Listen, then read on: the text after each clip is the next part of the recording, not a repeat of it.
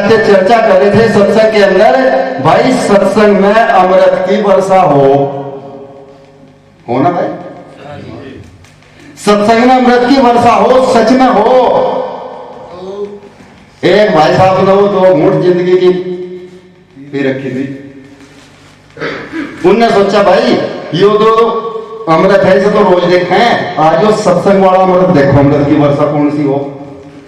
उनके पीछे पीछे लगाया गया, पी वैसे रखी थी उनने, सारे सत्संग सुन रहे बैठे, वो बेचारा पीछे बैठ गया दीवार से लग के। जब तक उसका मन करा सत्संग सुना, सत्संग सुनने के बाद में जब ये तुम्बे की जो घोर होना बाणियों की, अच्छो को नींद आ जा, खैर में हमारी बात निकली नहीं है, पीछे बैठा बैठा अपना गुंडली से मारी वहीं पड़ के सो गया। नींद आ गई, अब एक कुत्ता आया, अब पहला भाई साहब का मुंह चट्टा, मेरे को कहूं देखो भाई, लेकिन बुरा तो मेरी ना कोई भी, पहले तो मुंह चट्टा, हर वो फिर काम उठाएगा अपना, कर गया काम। अब जब काम कर गया, आरती होगी, सत्संग की प्रसाद लिया सबने, लेके चल दिया सत्संग में, फिर वही चर्चा जा रहे थे, वही चर्चा कर रहे थे, भाई सत्संग में अमृत की वर्षा हो, अमृत की वर्षा सिर्फ उसके लिए हो जो उस अमृत का पान करता है। चर्चा करते जा रहे, भाई साहब पर रुपया नहीं गया, बोला भाई साहब देखिए थारे सत्संग में अमृत की वर्षा तो जरूर हो, जो कहे रामधन पड़ा सो रहा था अभी, थारे सत्संग में अमृत की वर्षा तो जरूर हो, पर जो थारा अमृत तो जरूर खाना खाना लगे। तो ये इसको सत्संग कह देगा नहीं, सत्संग के अंदर लगाओ तो सत्संग को बैठो बोलने के लिए, मैं बाइबल कुरान पर भी बोल सकता हूं, बोलने के लिए मैं गीता और रामायण पे बोल सकता हूं, बोलने के लिए कबीर साहब, नानक साहब, गुरुदास जी पर भी बोल सकता, लेकिन मैं चाहता हूं कि हम सबसे पहले एक विचारधारा तो बनावे। हम जिन संतों के बारे में बखान कर रहे, हम पूरी रात से सत्संग कर रहे, हर जगह के मैं एक बात कहता हूं, पूरी रात से सत्संग करे, गुरुदास जी महाराज का जो कबीर पंथ, जो कबीर साहब की कहेगा, गुरुदास जी का कबीर उनकी कहेगा, जिसका भी मिशन का होगा उसी मिशन की कहेगा जाएगा, उन्होंने ये किया, उन्होंने ये किया, उन्होंने किया। मैं कहता हूं आप 20 मिनट अगर उन महापुरुषों के किए हुए काम पर बोल रहे, तो कम से कम 5 मिनट अपना करा हुआ काम भी तो बताओ इस समाज को, चाहे वो महात्मा या वो कोई भी है, बताना चाहिए। हम उन महापुरुषों का खा कर आवे, पढ़ कर सो जा, मजा जब तब आता है जब हम यहाँ अपना करके खाएं तो हमें बैठ को भी मन करे। हम अपना नहीं खा रहे, हम तो महापुरुषों का खा रहे। कब तक खा कर पूरा पटेगा? एक दिन मैं पप्पू के पास में बैठा था, इसे नहीं पता हो शायद, इसके पास में एक दिन इतना अच्छा सत्संग हुआ, मैं सच बताऊं बहुत बढ़िया सत्संग हुआ। मैं पप्पू वहां से इसके फल बेचना भाई तक जानते होंगे जरा, तो पप्पू बैठा फल बेचता है वहां, मैं इसके पास में चला गया, जाके इसके पास में जैसे बैठा, इसने कुर्सी दे दी, स्टूल सा था वहां, गुरु जी इस पर बैठ गया। एक आदमी आया, बोले भाई अंगूर क्या भाव है? उन्ना गुंचा खाया पड़ा था, अंगूर क्या भाव है? पप्पू बोला 125 रुपए किलो। बोला रे कुछ सही सा लगा ले। अब पप्पू ने इतने सारे मैं टोकरी सी में करके धर रखे थे जो टूटे हुए थे, ये मैं सच्चाई बता रहा पप्पू जी। पप्पू ने टोकरी सी में धर रखे, बोला भाई एक काम कर, इन्हें तो धर दे महंगे लग रहे, ये ले जा। बोले क्या भाव? बोला 60 रुपए किलो। समझ रहे ना? जो अंगूर गुंछे में थे वो कितने क्या भाव थे? 125 रुपए किलो। और जो में उनसे टूट गए थे उनका रेट क्या हो गया? 60 रुपए किलो। मैंने विचार किया, से पूछा भाई पप्पू ये कुछ अलग है? बोला ये नहीं, इन्हीं में सही है, पर ये इनमें से टूट गए। अर्थात मेरा कहने का यही तात्पर्य वो सत्संग वो था कि हम जब तक गुंछे में हैं तब तक हमारी कीमत है, अगर टूट गए तो कीमत है। इसलिए मेरे समाज के लोगों, मैं सबसे कहना चाहता हूं, सत्संग के अंदर आओ तो सबसे पहले बैठना सीखो। अगर कोई आपके बीच में बैठ नहीं रहा, वो लेटता है, तो उसको बैठाना सीखो, तब आपका सत्संग है। अन्यथा आपने खाया, पढ़ कर सो गए, कहां गए थे? कहीं भी नहीं। क्या लेकर आए? समझ लेना बात तू मेरी। ऐसा सत्संग नहीं होता। ये तो हम केवल सत्संग के अंदर आकर ऐसा उतारे, राजेंद्र महाराज था, हम राजेंद्र के यहां जाना ही पड़ेगा, मैं इसको सत्संग। मेरे प्रेमियों, सत्संग अगर करो तो सत्संग को पहले समझो। सत्संग है क्या? सत्संग केवल सोने का खाने का नाम नहीं है, सत्संग चिंतन करने का भी नाम है। अभी सोमदास जी वाणी क्या करके गए, मुझे नहीं पता कौन समझेगा, इन वाणियों को भी बता करके गए। हंस जो होता है वो मुक्ति खाता है, हर उगलता क्या है? लाल। अभी बताया दूध और पानी मिला के रख दो, दूध पानी मिलाने की आवश्यकता नहीं है। अगर हंस के आगे पेवर दूध रख दो, पेवर दूध, उसमें चोंच डालते ही पानी अलग और दूध अलग कर देता है। क्यों करते हैं? क्योंकि हंस की चोंच के अंदर भी एक अवगुण है, उसकी चोंच के अंदर खटास होता है। अगर आप एक धड़ी दूध रखो और उसमें एक नींबू की बूंद निचोड़ दो, कामयाब रहेगा क्या? खराब हो जाएगा, खराब हो जाएगा। हंस भी बन जाओ, सब कुछ बन जाओ, लेकिन गुरुदास जी महाराज कहते हैं सबसे पहले अपने अवगुणों को तो त्यागो। जब तक हंस भी बन के चले गए और अवगुण हमारे अंदर, तो हम कहेंगे हंस भी है। गुरु रविदास जी महाराज ने कभी ये नहीं कहा मैं चेले बना रहा, भूल जाओ। कबीर साहब ने कभी ये नहीं कहा मेरे चेले बनो। गुरु रविदास जी ने नहीं कहा। गुरु रविदास जी का एक वचन अगर आप ले लो तो उसे समझ के देख लो। गुरु रविदास जी ने क्या कहा था? नुगा कह रविदास खल्लास चमारा, जो सहरी सो मीत हमारा। चेले तो नहीं कहा भाई, जो सहरी सो मीत हमारा। मैं चेले बनाने के लिए नहीं आया, क्योंकि मैं मुक्ति दाता नहीं हूं, मैं केवल पथ दाता हूं, पथ प्रदर्शित करने वाला हूं, मुक्ति देने वाला। गुरुदास जी का काम था रास्ता बताना, उस पर चलो तो आप वास्तव में भव सागर पार हो जाओगे। मुक्ति दाता कोई नहीं होता।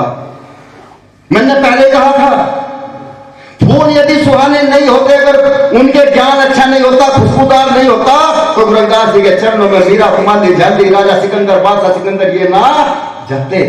फूल यदि सुहाने नहीं होते तो भौंगे की खुशबू चुराने नहीं आते। खुद करो अपनी हिफाजत, बुज़दिलों को तो फरिश्ते भी बचाने नहीं आते। बैठे रहो गिरजेश के भरोसे, बैठे रहो समनदास जी महाराज के भरोसे, बैठे रहो गुरुदास कबीर साहब के भरोसे। कोई किसी को अमर करने वाला नहीं है। पहले अपने आप अपना कर्म करना सीखो, तब अमर होंगे। आज मैं कहूं उस चीज को, आज मुझे दुर्भाग्य है कि 4 प्रमाण बताऊं, लेकिन समाज अंधा है। वही बात मैं क्या करूं, अंधी तीसरी कुत्ते खा रहे, चिंतन करने की बात है। कितने में जगह बताऊं, मुझे भी बड़ी बेइज्जती महसूस होती है, खुद को मुझे होती है, उनका मुझे पता नहीं है। महात्मा जी गए, जमीन देख ली, 2 बीघे जमीन है, ये जमीन ले रहे, इसमें आश्रम बनाएंगे। क्या करें, सिर्फ एक 20-25 रुपए का बांस लाएंगे, उस बांस पे एक झंडा बांध देंगे, उस पे एक गुरु रविदास जी की तस्वीर टांग देंगे, यह आश्रम बढ़ेगा। यहां से 1 लाख रुपए जमीन वाले को दे दिए। महात्मा जी ने 1 लाख रुपए देकर रसीद कटवा ली। आसपास के 50-100 गांवों में जितने गांव है, सब में रसीद काटते फिरे। 6 महीने बाद देखा उसमें फसल खड़ी। क्या हुआ भाई, आश्रम का आश्रम बना रहे थे, बोला जी वो तो जमीन आश्रम नहीं बना रहे, बस वहां से जो रसीद काटी वो कहां गया। आज समाज को इसे हम सही दिशा नहीं दे रहे, इस समाज को बहुत गलत राह लेकर जा रहे।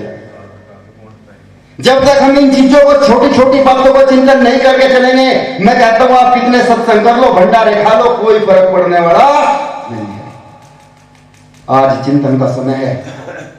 जब तक हमने चिंतन ना किया कोई फायदा नहीं। हमारा व्यक्ति, हर व्यक्ति इतना होशियार है, मैं जानता हूं कितना होशियार है। हम सतगुरु महाराज को तो छोड़ दो, अगर वह मौत भी आ जा हम उसे भी चकमा देते हैं, लेकिन चलने वाला नहीं है। ना चलती, ना सतगुरु के रिश्वत चलती, ना चलती चालाकी, वहां कुछ नहीं चलता।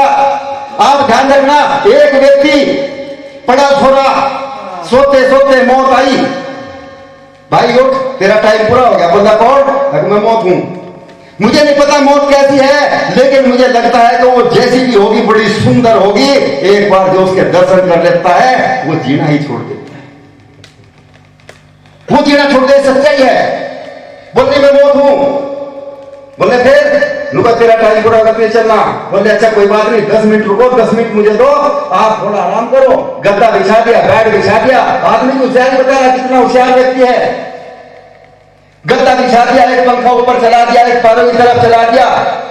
गर्मी की मौसम थी, गद्दे को लेटाया, मोर लेटी, पंखा चला, ठंड लगी, नींद आ गई। भाई साहब बड़ा होशियार था। वो जो डायरी सी थी नुबे इसमें सबसे ऊपर नंबर है तेरा। भाई साहब ने ऊपर का अपना नंबर काटा क्यों वो सोड़ी थी, सबसे नीचे लिख दिया। बोला इतना ऊपर का लड्डू मस्केदार है। आंख खुली उठी, बोले भाई तेने इतनी सेवा करी, मैं मेरी आत्मा खुश होगी, मैं खुश हूं तेरे से। अब जब मैं नंबर ऊपर से नहीं लगाने की, बोला और नीचे से लगाऊंगी। कितनी होशियारी करोगे। हमने ऊपर से काट के नीचे लिख दिया, लेकिन उसने नंबर नीचे अगर ना लिखते तो शायद बच सकते। कहां बचोगे। आज मैं चाहता हूं कि हम अपने समाज के लिए, अपने छोटे बच्चों के भविष्य के लिए चिंतन करने के योग्य हैं, चिंतन कर सकते हैं, कोई बड़ी बात नहीं है। मैं कहता हूं, कल भी मैं सत्संग के हरिद्वार के अंदर कह रहा था इस बात को, हमारे जितने महात्मा है, कबीरपंथी, नाथपंथी, रविदासी, जितने महात्मा हैं, सारे महात्मा 10-10 किलोमीटर का आश्रम बना रहे। मत बनाओ 10 किलोमीटर का आश्रम, एक आश्रम बनाओ, उस आश्रम में 20 महात्मा रहो। ये दूसरों को तुम पाठ पढ़ाते फिर आना प्रेम का पता अपने आप चल जाएगा कितना प्रेम है इनमें आपस में। एक आश्रम में 20 महात्मा रह लेंगे क्या। आज संस्थान तो 20 ही बनाओ, मैं ये नहीं कहता मत बनाओ, एक आश्रम बनाओ, उसमें 20 महात्मा रहो। 19 संस्थान जो बनाओ, वे संस्थान इस समाज के बच्चों के भविष्य के लिए बनाओ, जिससे इन्हें रोजगार मिले, शिक्षा मिले और चिकित्सा मिले। समाज नहीं सुधरेगा क्या। लेकिन नहीं, हमें तो आश्रम बनाने, क्योंकि आश्रम से तो हमारा काम चल रहा। हमें संस्कार अपने बच्चों को आज देने हैं। अगर बच्चों को संस्कार ना दिए तो बेटा अगर इस समाज का होना है, चाहे कितने सत्संग सुन लियो, कोई लाभ मिलने वाला। कहां का सत्संग कर रहे हैं हम। मैं तो कहा करता हूं, आप देखो, चाहे जितने सत्संग करो, हम अपने घर को सुधारना सबसे पहले अपने घर का है। ज्ञान वही सत्संग के अंदर साधु महात्माओं से नहीं मिलता। मैं तो कह रहा था पप्पू के पास सत्संग लिया, आप चिंतन नहीं करते, मैं चिंतन करता हूं, छोटी छोटी बातों पर चिंतन करता हूं। ऐसे ही एक व्यक्ति रात में पड़े सोते सोते अचानक ही पता नहीं क्या दिमाग में आई, अपने मुनीम को बुलाया, मुंशी जी इनको, हाँ ये बताओ हमारे पास में कितना धन है, हमारी कितनी पीढ़ी बैठ कर खा सकती है। ध्यान से सुन लेना, हमारी कितनी पीढ़ी बैठ कर खा सकती है। उसने हिसाब जोड़कर 4 दिन बाद बता दिया, महाराज आपकी 2 पीढ़ी आराम से बैठ कर खा सके। मतलब फिर तीसरी का क्या होगा, तीसरी पीढ़ी का क्या होगा। टेंशन होगी, तीसरी पीढ़ी का क्या होगा। खाना छोड़ दिया, पीना छोड़ दिया, सोना छोड़ दिया, डॉक्टरों के पास बड़े बड़े इलाज करवाए, सारे इलाज करवाए, टेस्ट करवाए, सब नॉर्मल, कोई फायदा नहीं हुआ। 2 महीने बीत के सूप का कांटा हो गया भाई साहब। एक व्यक्ति जैसा हमारे पास में पप्पू ही है, ऐसा टकरा उसका दोस्त था, भाई तेरा ये क्या हाल हो गया। बोले मैंने बड़ा इलाज करवाया। बोले कहां करवाया। बोले एलोपैथिक भी ले ली, होम्योपैथिक भी ले ली, सब कुछ ले ली, बड़े बड़े टेस्ट करवा लिए। बोला मुझे दिखा, घर गया, टेस्ट देख के सारे नॉर्मल। बोले फिर बीमारी तेरे शरीर, बीमारी तो कहीं और है, शरीर के अंदर कोई बीमारी कहीं और है। बोले भाई एक काम कर। बोले क्या।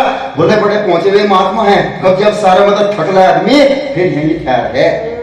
बड़े पहुंचे हुए महात्मा है। बोले मैं महात्माओं के चक्कर में नहीं पड़े करता, न मुझे कोई विश्वास है, ये तो लूट के खाते हैं। बोल रहे कोई बात नहीं, तेरे तो कौन सा ले रहा, अगर वो तुझे कुछ देगा नहीं तो तेरे से कुछ देगा नहीं। जाकर तो देख, चल मैं चल रहा लेकर के गया महात्मा के पीछे। महात्मा जी ने देखा, हाँ भाई बताया। बताने के बाद सारी समस्या, बोल रहा फिर बीमारी तेरा कहीं और है भाई। बोल रहे सही बता बीमारी क्या है। बोले कहने लगे मैं ये सोच रहा मेरी 2 पीढ़ी बैठ कर खा लेगी, तीसरी का क्या होगा। बोले बस इतनी सी बात, इसका इंतजाम मैं कर दूंगा, 2 को छोड़, तेरी 7 पीढ़ी का इंतजाम मैं कर दूंगा। 7 पीढ़ी को कुछ करने की जरूरत नहीं है, इतना धन तेरे पास होगा। हमारे पास में कुछ नहीं है, हमारे पास में न कोई धन है, न संपत्ति, कोई संपत्ति नहीं है, कुछ नहीं है। संपत्ति की जगह एक चीज हमारे पास में है, मेरे पास में तो वही है, केवल सिंपैथी। मैं तो यही दे सकता हूं। बोला 7 पीढ़ी का इंतजाम कर दूंगा मैं तेरे पास में, तेरे घर में। बोला कैसा कर दोगे। बोला तुझे एक यहां गांव के पास में एक बुढ़िया है, बहुत गरीब है, गांव के बाहर है, झोपड़ी में रहती है। बोले ठीक है। बोले उसका घर बनवा दूं? बोले नहीं, घर वालों का हिसाब तो मैंने देख लिया, घर वालों को मैंने तेरा देख लिया, क्या हिसाब है, ऐसा नहीं चाहिए। उसको सिर्फ एक टाइम का भोजन दे करके आना, तेरा 7 पीढ़ी का इंतजाम है। एक टाइम का, एक टाइम का। बोले उसके यहां से मैं ट्रक 10-20 कुंटल भिजवा दो? बोले जरूरत नहीं है, सिर्फ एक टाइम का लेकर के जा। गया, आगे आराम से घर आया, आगे वो नींद आई, इतना अच्छे तरीके से सोया जो 3 महीने में नहीं सोया था। उसको कोई होश, क्योंकि उसको लग गया था कि महात्मा जी ने जो मुझे बताया, शायद वो महात्मा 7 पीढ़ी का इंतजाम कर देगा। तो मेरी यही तो टेंशन थी। सोया, सो करके मेवा मिष्ठान अच्छा भोजन थाली भर के लिया, ले जा करके घर ले गया। एक 6 साल की लड़की, मैं बता रहा कि सत्संग कहां होता है। 5-6 साल की लड़की उस बुढ़िया की बात सरिएगी। बोली बेटे तेरी माँ दादी कहां है? बोली वो भजन में बैठी हुई है। वो भजन में बैठी, भजन कर रही। बोला कब उठेगी? बोले मुझे नहीं पता, 10-20 मिनट उठ जाएगी, 10-20 मिनट में। बैठ गया, 3 घंटे बैठे बैठे हो गए। बोला उसे तो 4-4 घंटे 6-6 घंटे भी बैठे बैठे हो जा। बोले अच्छा फंसा दिया, बुरा फंसा मैं। उसने कहा बेटी एक काम कर, ये भोजन रख ले, जब तेरी दादी उठे बता देना कि उसके यहां से भोजन आया। बोली सेठ इस भोजन को लेकर के जा, इस भोजन को लेकर के जा, दिया आज आवश्यकता नहीं है। बोले क्यों? नुक हमें हमारे घर पे भोजन कहीं से आ चुका, अब जरूरत नहीं है भोजन की। कि पागल, क्या भोजन आया? बोले दाल और चावल भात बन के आया। बोले पागल, मेवा मिष्ठान मिठाई में इतने अच्छा भोजन स्वादिष्ट लेकर के आया, है तूने रोज खावे, ये खा। बोली नहीं, मुझे मेरे गुरु ने सब सिखाया कि जो मिल जाए वक्त पे, जो आ गया वही भोजन है। छोड़ दिया, नहीं लिया। उसने कहा बेटी लेकर के रख ले, शाम को काम आ जाएगा। उस लड़की ने कहा कि 7 पीढ़ी की, तीसरी पीढ़ी की चिंता तुझे होगी, हम चिंता नहीं करते। हमें तो जिसने अब दे दिया वो शाम को भी देगा, देता है ना। अगर वो चोंच देता है तो चुगने के लिए दाना भी, याद रखना। वो हर व्यक्ति को भूखा उठाता जरूर है, जितना जीव जंतर कीड़ी से लेकर हाथी तक सबको भूखा उठाता जरूर है, लेकिन किसी को भूखा उस पर विश्वास कहां है? उस पर विश्वास कहां? विश्वास तो करके देखो एक बार, लेकिन नहीं। बोले 7 पीढ़ी की चिंता तुझे होगी, हमें नहीं है। 3 पीढ़ी की चिंता तुझे होगी, हमें नहीं है। जिसने अब दिया वो फिर देगा। मैं तो कहानी करता हूं, पूत कपूत हो तो तू धन सिंचय। किसके लिए? पूत कपूत हो तो तू धन सिंचय, और पूत सपूत हो तो क्यों धन सिंचय। पूत कपूत हो, दे दो 10 करोड़ रुपए करके, महीना भी नहीं लगने देगा।